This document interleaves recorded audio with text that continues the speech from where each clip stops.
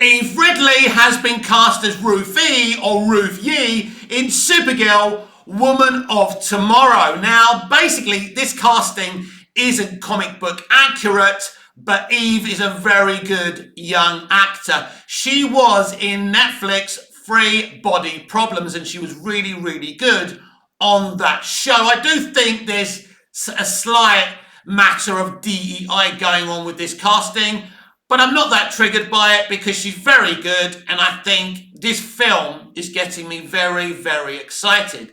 In fact, as a Superman fan, I hate to say this, and it kind of depresses me to say this, but I suspect that Supergirl Woman of Tomorrow will be a more enjoyable film than James Gunn's Superman. Wouldn't it be ironic if the film that James isn't adapting and writing and directing is a better movie than his written and directed Superman movie? That would be very ironic. We know James Gunn's a bit of a one-trick pony. You think I'm wrong? You're shouting at your monitor. Are you? You're saying, Mick, you're being toxic. No, I have no issues with James Gunn. Solid, good, capable writer, director, as I keep on saying. Let's not forget, he and Peter Safran are making these decisions. They're putting this Supergirl Woman of Tomorrow thing together. They decided to adapt this comic. So credit to them for that. But what I like about Supergirl Woman of Tomorrow, and I've not really read the comic book properly, that's why I don't even know if it's Ruthye or ruthye, but I like the outlines of this story. That I know. You know, Supergirl, Kara Zor-El, has been on her own. The only life form she's had as company is Krypto. Then all of a sudden, she's dragged into somebody else's battle, somebody else's problems, which is this Ruthye or ruthye character. And I find that very, very interesting. And I think this is a darker character. This is a dark Supergirl in tone. You know, obviously, Millie Alcock is white, but what I'm saying is it's a darker tone story. It's kind of more Man of Steel tone than it is kind of the Superman film. The Superman film's going to be bright, colourful, jokey, fun. It will be serious as well and dark in places. I think there'll be a variety to it. But this, you know, this kind of film, this kind of adaptation, Supergirl Woman of Tomorrow, would have fit in the Snyderverse in the early DCEU. Because it's going to be a darker story. You know, Supergirl Kara Zor-El, as I say, it has been secluded. She's been on her own.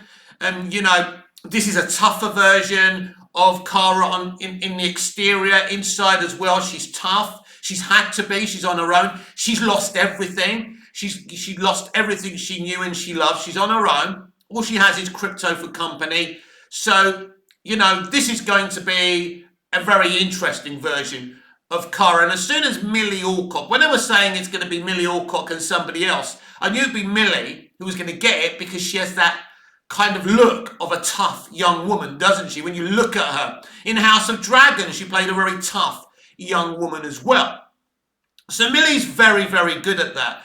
And I think, you know, Eve, nearly forgot your name already, Eve Ridley is going to be a very interesting character as well. And so, yes, I like the outlines of this graphic novel. I like the idea of it being adapted into a film. And I am kind of more excited for this film than I am Superman, of course. I'm excited for Superman. I'm a Superman fan. But I have more fears about it. I'm a bit concerned about this Superman movie. But I'm less concerned about this Supergirl film. And I really don't know why I've got this kind of more of a confidence about Supergirl Woman of Tomorrow than I have about, you know, I'm worried. You know, I have anxiety. Maybe it's because I care about Superman more than I do Supergirl. I love Supergirl. I think she's a great character. I've been in love with her since Helen Slater played her in that Supergirl movie that most people don't like, but I love it. It's something I'm very nostalgic about, and I love that character. And I thought Melissa Benoist was a really good Supergirl. Creatively and narratively, they did her dirty throughout the seasons. But when she was with Calista Flockhart on CBS in the first season of that show, I was a big fan of that show, and I thought Benoist did the best job that she could do possibly. You know, and what I liked, one of my favorite episodes was the Red Tornado episode, but they shouldn't have killed Red Tornado off. Red Tornado is an awesome DC character. I want to see more. James Gunn, I want to see more of Red Tornado in the DCU as well. So that's Supergirl. That's your latest update. So Eve Ridley is playing Ruthye or Ruthye in Supergirl, Woman of Tomorrow, a film I'm really, really looking forward to. It looks like Supergirl is going to get the justice she finally deserves. I like this version of Supergirl. I want to see her tough. I want to see her, broken and needing fixing and needing that challenge. And I think this is going to be a very, very interesting film. But on the other hand, I have many, many concerns about HBO's Lanterns adaptation. Now, as you know, I've been very concerned about this idea from the very beginning. I'm also not happy that Harry Potter's being rebooted by HBO and will be on Max streaming, instead of it being on the big screen and making $2 billion a picture. Not that WB making or not making money is a concern of mine. They are on their knees. They're on, they're going to be bankrupt. They keep on making bad decisions. When you see the decisions Hollywood make, you think, surely they must know they're going to lose money and they're just doing it for other reasons. I mean, maybe they're trying to destroy capitalism. I don't know, because they're that crazy, aren't they? But actually, what it is, they're in this bubble. They're in this echo chamber. They don't listen to outside voices. They don't listen to us. They think, you're an outsider. You don't work in the business. You don't know what you're talking about. Actually, sweetie, I know a lot. Because I spent my teenage years in Hollywood. My father worked in a studio. He showed me this industry, the good and the bad, by the way. I know a lot about this industry. You don't need 40k followers or subscribers, to have connections to this industry. You don't need a lot of views to have connections to this industry. So I've had concerns about lanterns.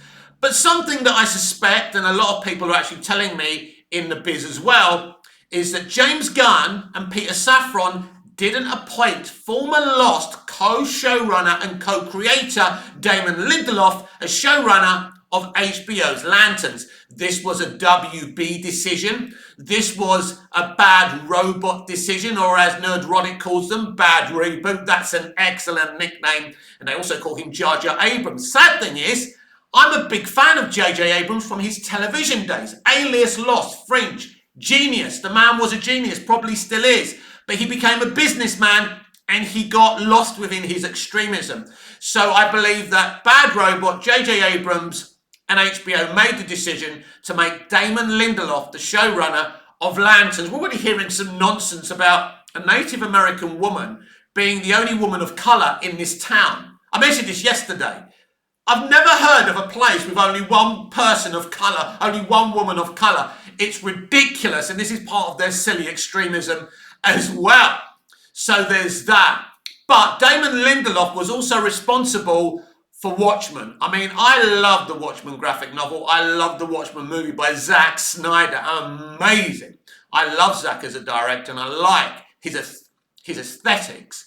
But Damon Lindelof made, again, a Watchmen television show full of the current day propaganda and extremism. We saw it there, and I expect nothing different here. And this is going to be a big shame, because the Green Lantern Corps has so much potential in live action. We saw that in the Ryan Reynolds films. There was issues with that film, as I've said many times, but it also had some amazing things, like all the sequences in space, on OR were brilliant. Sinestro was brilliant. Seeing how Jordan being trained by the other Lanterns was pretty awesome. I've said all of this before. The potential of the Green Lantern Corps, because there's so many characters, there's so many worlds, there's so many things you can do. Even the animated series showed us that.